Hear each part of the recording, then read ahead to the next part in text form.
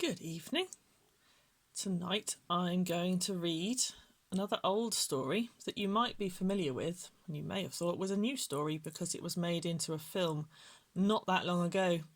This is another story that I grew up with, and I remember my mum enjoying reading to me, and I'd never come across it anywhere else apart from the copy that we had when I was a child, which fell apart, and then I found this in a charity shop so I could read it to my children, which was just lovely. Anyway, I'll stop waffling on and get on with the story. This is the story of Ferdinand by Munro Leaf, with drawings by Robert Lawson. El toro feroz Ferdinando, set in Spain.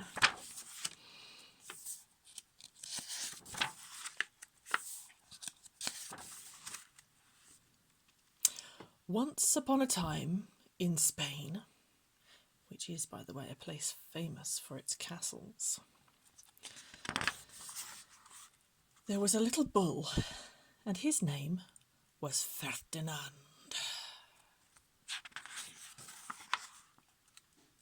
All the other little bulls he lived with would run and jump and butt their heads together.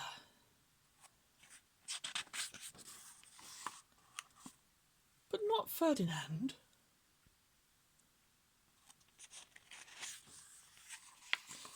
He liked to sit just quietly and smell the flowers.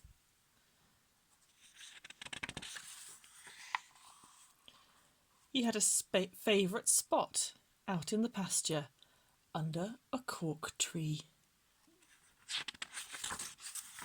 Look, you can see all the corks growing on it. It was his favourite tree, and he would sit in its shade all day and smell the flowers.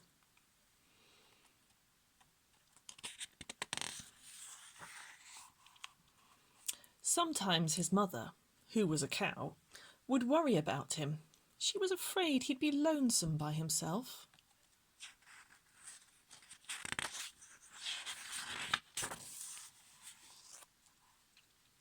"Why don't you run and play with the other little bulls and skip and butt your head?" she would say. But Ferdinand would shake his head. "I like it better here, where I can sit just quietly and smell the flowers."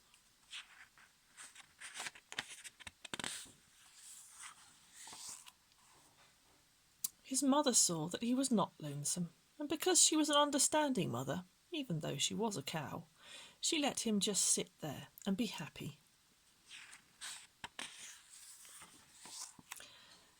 As the years went by, Ferdinand grew and grew until he was very big and strong. My word, he is big and strong, isn't he? All the other bulls who had grown up with him in the same pasture would fight each other all day.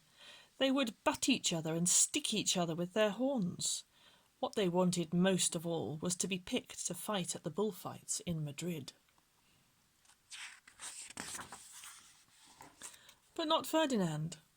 He still liked to sit just quietly and smell the flowers.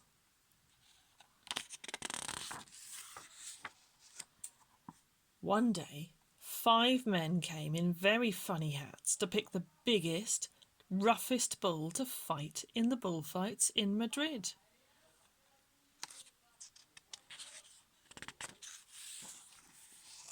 All the other bulls ran around snorting and butting, leaping and jumping, so the men would think they were very, very strong and fierce and pick them.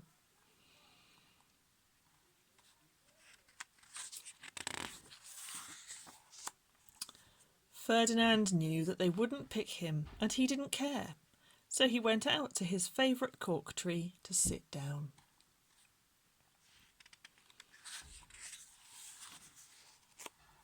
He didn't look where he was sitting, and instead of sitting on the nice cool grass in the shade, he sat on a bumblebee. Oh no! Well, if you were a bumblebee and the bull sat on you, what would you do? You would sting him, and that is just what this bee did to Ferdinand. Wow, did it hurt! Ferdinand jumped up with a snort. He ran around, puffing and snorting, butting and pawing the ground as if he were crazy. The 5 men saw him and they all shouted with joy. He was the largest and fiercest bull of all, just the one for the bullfights in Madrid. Oh dear. So they took him away for the bullfight day in a cart, being pulled by donkeys, look.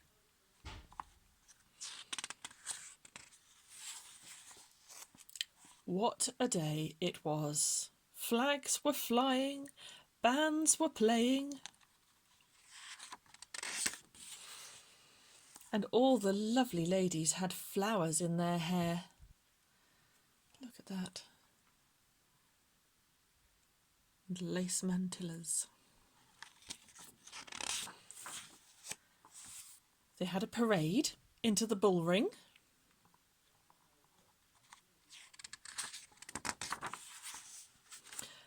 First came the bandoleros with long sharp pins with ribbons on them to stick in the bull and make him mad. Nasty. Next came the picadors, who rode skinny horses, and they had long spears to stick in the bull and make him madder.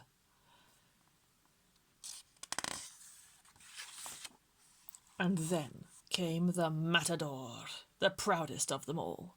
He thought he was very handsome, and bowed to the ladies. He had a red cape and a sword, and was supposed to stick the bull last of all.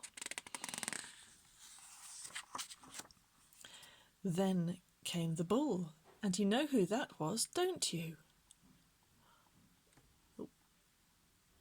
Ferdinand.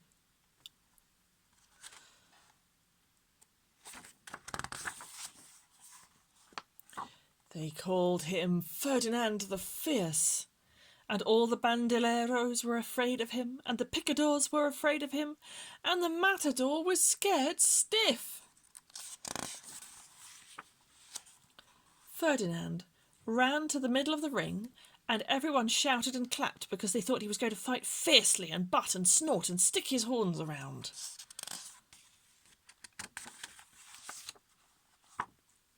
But not Ferdinand. When he got to the middle of the ring, he saw the flowers in all the lovely ladies' hair, and he just sat down quietly and smelled. He wouldn't fight and be fierce no matter what they did. He just sat and smelled.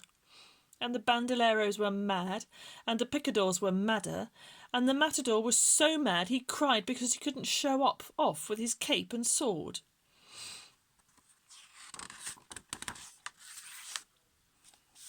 So they had to take Ferdinand home.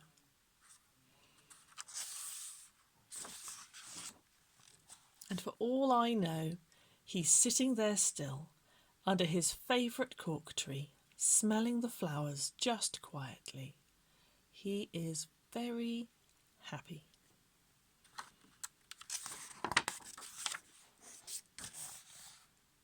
The end. Good night.